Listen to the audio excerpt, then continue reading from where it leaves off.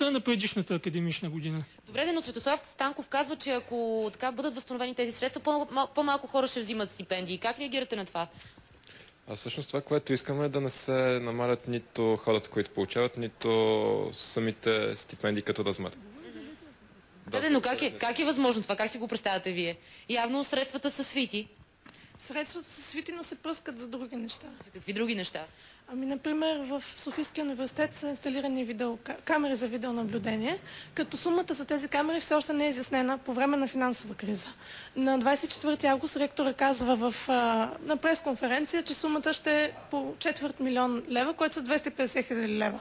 След което септември месец казва на среща с неправителствени организации 50 хиляди лева, после казва на дискусии в историческия факултет 36 хиляди лева и казва, че журналистите са объркали, а самият той казва на студентски вестник, журналистически от факултета по журналистика, че сумата е, цитирам, 40-50 хиляди лева някъде, не съм сигурен.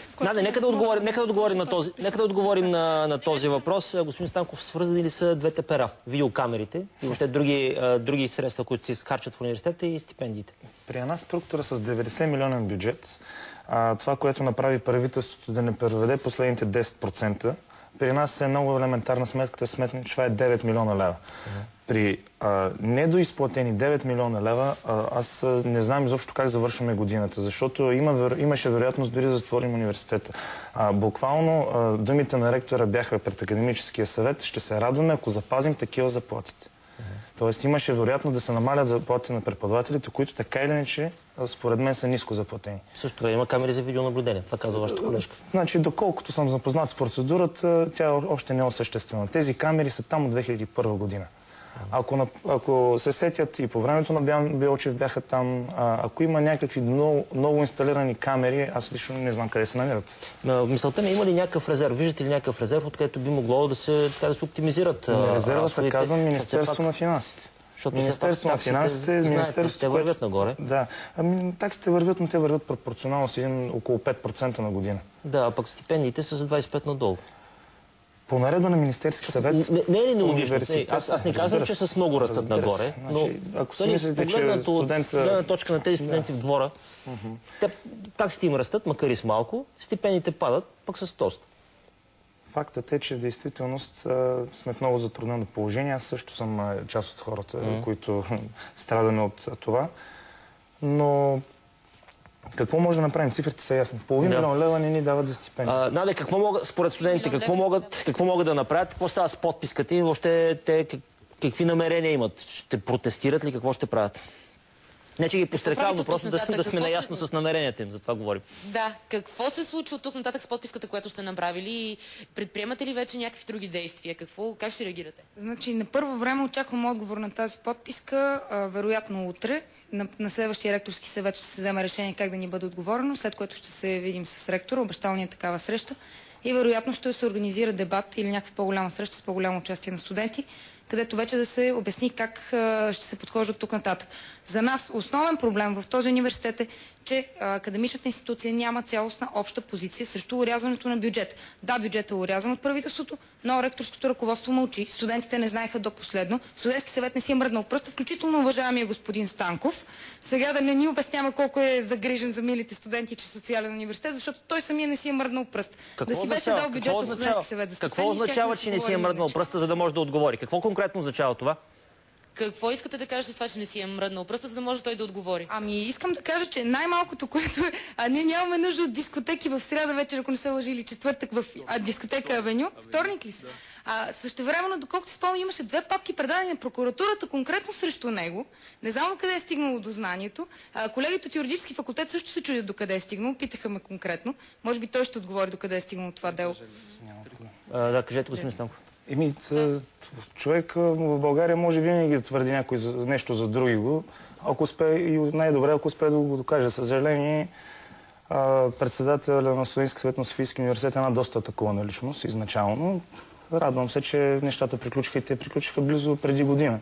от самия зародиш, така че аз не ви коментирам Съда нещо. преценява, това казвате. Съда преценява. Не само, то няма съд. Нещата бяха на ниво предварителна проверка. Няма съд, те са прикрепени. Ако се стигне до там, би трябвало съда да прецени. А за дискотеките не разбрах вторник или сряда вечер ли? Значи във връзка с миналогодишните събития, трагичните. Не, там няма. Значи тези неща са абсолютно безплатни за Софийския университет.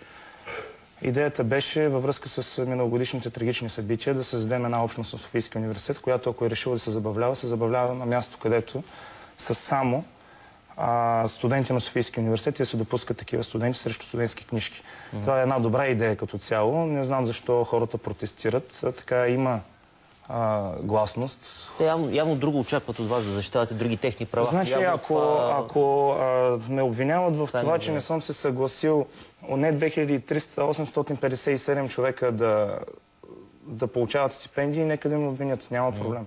Дария, трябва да вървим към обобщение. Как приключват настроението, какви са в университета? Ами да, само има един отговор от тук, от присъстващите студенти преди това. Така, господин Станков, с вас миналата година, точно преди декемврийските протести студентски, се видяхме, защото декана на исторически факултет ни запозна, за да кажете вие, като председател на студентски съвет, каква позиция ще заемате. Вие спомняте ли си какво ми отговорихте? Отговорихте ми, че вие не можете да се ангажирате с това, защото вие не сте организатори. Отговорихте ми, че Софийски университет не може да прави непротестни дни за всеки един смъртен случай. Това ми отговорихте. Не си мръднахте пръста за нищо за тези студентски протести. Не обяснявайте сега, че дискотеката е някакво извинение към студентите, че не сте си свършили работата като студентски съвет. Защото тя е точно обратното. Добре. Явно виждаш, Марина, да, има такива реакции към студентския съвет. Знаеш пък и вчера група студенти от Националното представителство на студентските съвети внесаха в парламентарната комисия за борба с корупцията така няколко сигнала, които комисията да проверява. Тук има такива студенти, които са от много накратко ще помоля, много накратко, защото влизаме във времето. С няколко думи. Кажете ни, защо сигнализирахте в комисията и какви са вашите мотиви? Ние сигнализирахме в комисията, защото нашето национално представителство на студентските съвети има доста така неизяснени факти около самия отчет на представителството, за които ние допитахме ръководните органи, но ни беше даден точен и конкретен отговор и ние търсиме някой орган, който да провери цялото национално за изминалия мандат, цялото представителство. Какво искате да кажете с това? Кажете ни конкретен пример. Какво се опасявате и какво се съмнявате вие? Първо, не се спазват правилата. Кои правила не се спазват? Да говорим конкретно с примери. Еднолични решения взима ръководство за изразходването на бюджета, без да се приеме рамка, да се правят събрания и изобщо липсва документация като цяло. С какви средства разполага това национално сдружение, не национално, ами национално представителство на студентските съвети? По последни данни на председателя с 113 хиляди лева бил бюджета за 2009 година. И вие не знаете за какво са изразходени тези пари, така ли? Знаем, но отчетът е тип свободно съчинение, което не става съвсем ясно за какво става въпрос. Ние затова сезирахме комисията. Явно първо ще очакваме отговори от... Благодаря ти много, Наде. Почнахме от стипендиите, стигнахме до... Само да завърша... дебели истории, свързани с непрозрачност и с... Да, затова за националната организация хората трябва да се ориентираме към края. Но това, което касае студентски съвет, ние се опитваме да отговорим на всички изисквания на хората към нас. Но в случая не може да видим нито студентския съвет, нито ръководството на университет. Протестите, ако трябва да има такива, трябва да са на ниво национален протест, трябва да са пред Министерството на финансите, защото се орязват масово парите за висше образование. Така, разбирам ви, няма да подкрепите тази подписка, съветвате колегите си. Не, разбира се, че ще подкрепим. Абсурдно е студент да не подкрепи колега да бъде по-висока стипендия. Доколко е възможно. Да, до протеста не би трябвало да е срещу ръководството на университета, Министерството на финансите. Това казвате. Добре, благодаря много за този разговор. Продължаваме